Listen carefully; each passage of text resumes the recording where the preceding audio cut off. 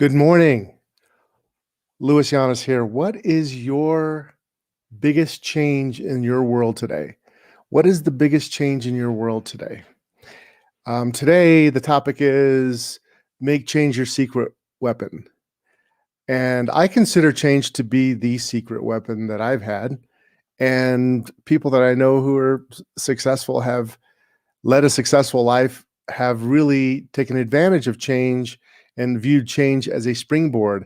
One morning I was at I guess it was in the afternoon actually. I was at a Torah study. I go to these Torah studies, and they were talking about how, I believe in the Talmud, there's a discussion about how there's a springboard action throughout life. If you do things right, anything that comes down should spring up if you are doing the right things.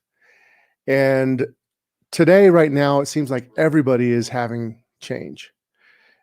I'm thinking about people's routines are changing, from work routines, school routines. New technology has changed everybody's world. I think that people are needing to learn new skills in order to adapt. And so I think that's my question for you. So if you're watching, I don't care if you're watching after I'm live, go ahead and put in the notes what the biggest changes that you're seeing. And I'd be curious to know. So I thought I would just share some of my helpful hints that I've had in dealing with change, because in the investment world, I'm dealing with change on a regular basis daily. And you have to be able to stay level when people are getting very exuberant, and when people are very pessimistic, you need to bring yourself up. So it's a very important thing to be a good investor, to be able to balance yourself and move and progress and stay level-headed, if you will. So I'm just going to go through a few things. So the first thing I was going to say is the biggest opportunity happens when change occurs. Now, I kind of talked about that a little bit, but all throughout history, that is true. Anytime there's been a big change, there's been big opportunity.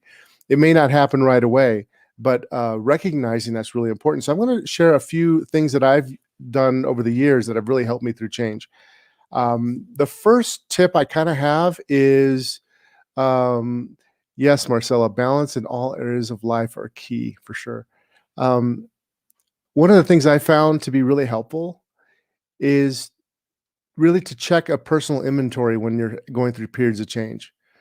So, because you have to kind of start with yourself.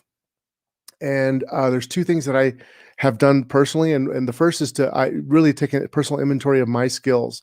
Like, what am I really good at? What am I really passionate at? Take that inventory, and then look at your unique abilities, because everybody is unique, and that's what makes you you, and that's what makes you excel. So, and embracing that. And one of the things I found to be really helpful, and you might find this interesting, there's a book written by Shannon Waller. This is actually a book that I really think everybody should read and go through. It's called The Unique Ability Discovery. So I don't know if you've heard of Strategic Coach, but they have some great materials. But this book is great because what it really outlines are the areas, and it's very different. It's not like a test that you would take with Briggs Myers or anything like that. This is really saying what is unique about you, and how do you create that into a value for you to move forward. And the thing about your unique ability, it doesn't change throughout life. It just really stays the same. So I highly recommend this book, Unique Ability. And also another thing I found helpful is to actually take a look at the Colby Test. The Colby Test. This is actually a great test. It's not like a Myers-Briggs, because it doesn't change. I mean, I first took this test 20 years ago. I took it again. I had to take it again. And it was almost identical. And it gives you, what it does is it's not a personality test. It just basically tells you what you're naturally excelling at and how you operate. So, like, for example, for me, I'm an explainer, I'm a systematizer, I modify and I envision things. So I'm very creative, but I'm also very systematic. So, but that helps you make decisions about what you should be doing. Everybody is going through change right now. There's the Strengths Finder, which is relatively helpful too. But I highly recommend this Unique Ability. It comes with this workbook too that you can do. So that's my first tip if you're going through change, is really just it's a time for reflection and personal inventory of your skills and your unique abilities.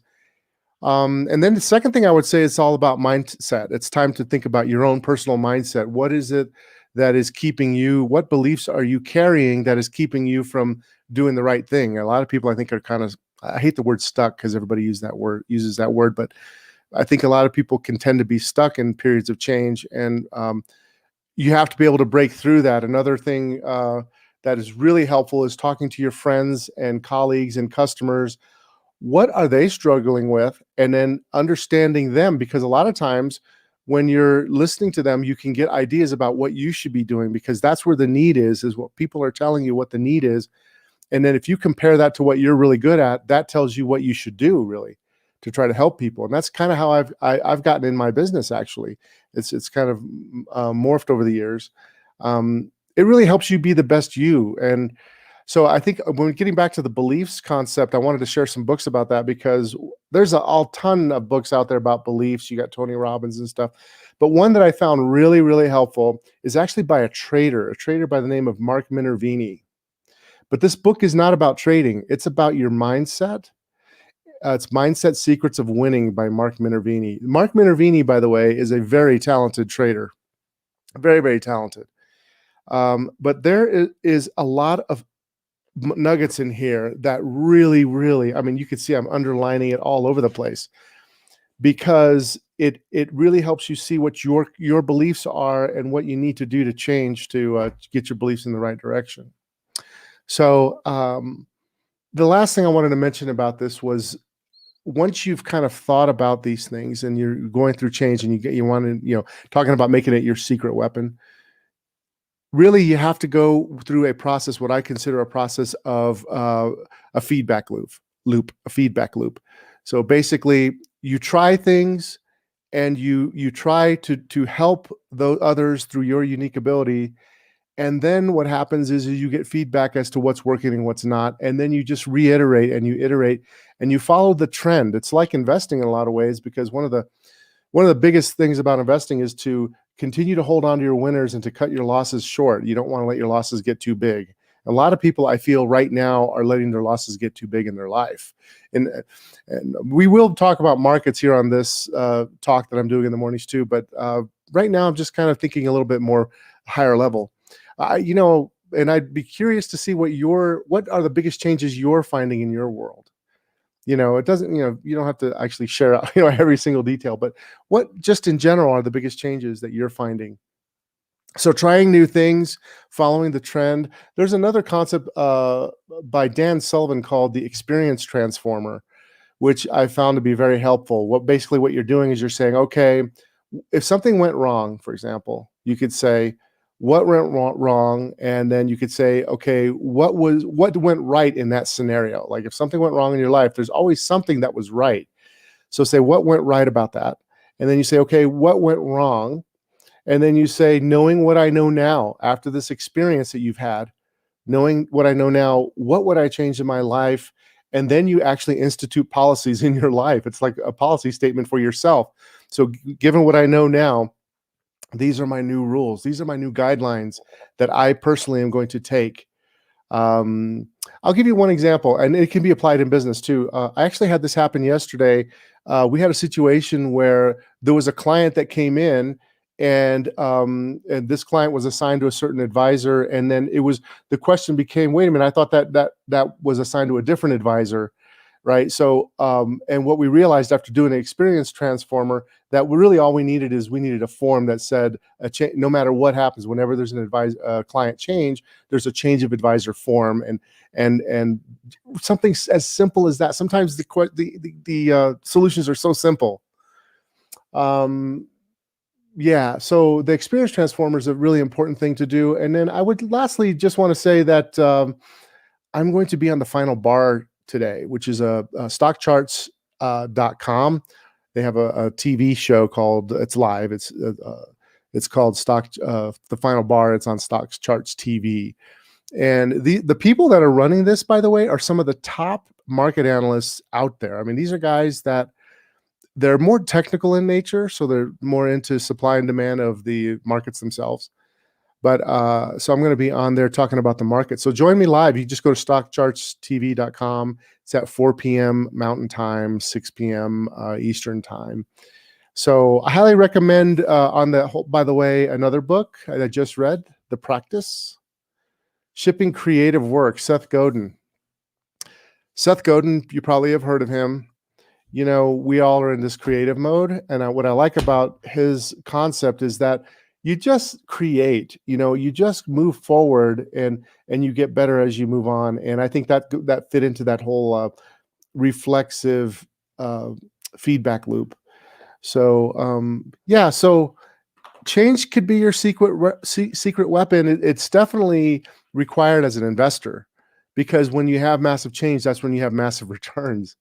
And I think about some of the best performing stocks this year that we had that were up, you know, close to 100% on the year.